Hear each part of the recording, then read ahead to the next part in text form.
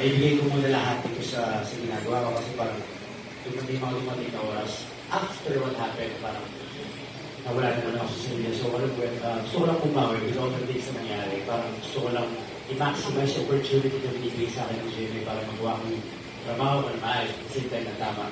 Ayoko na siguro magpabihan or bubihan ng kahit na sino muna. Gusto ko muna mag-focus kasi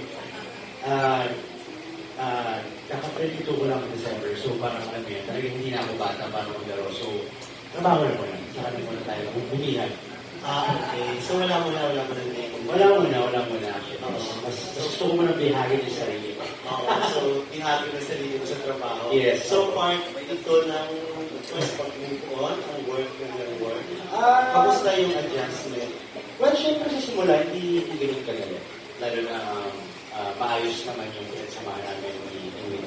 Diba? So, ako siguro, hindi naman to yung parang paraan ko para mag-move on. But this is my way of doing things differently without her. I mean, for like the past 3 years, diba? So, gusto ko lang talaga gawin, alam mo yun, na ako naman, na alam kong ever since tinutulungan ako ni Will sa lahat ng bagay. So, gusto ko naman this time, tulungan ko yung sarili ko, na ako naman yung gumawa ng tama sa sarili ko.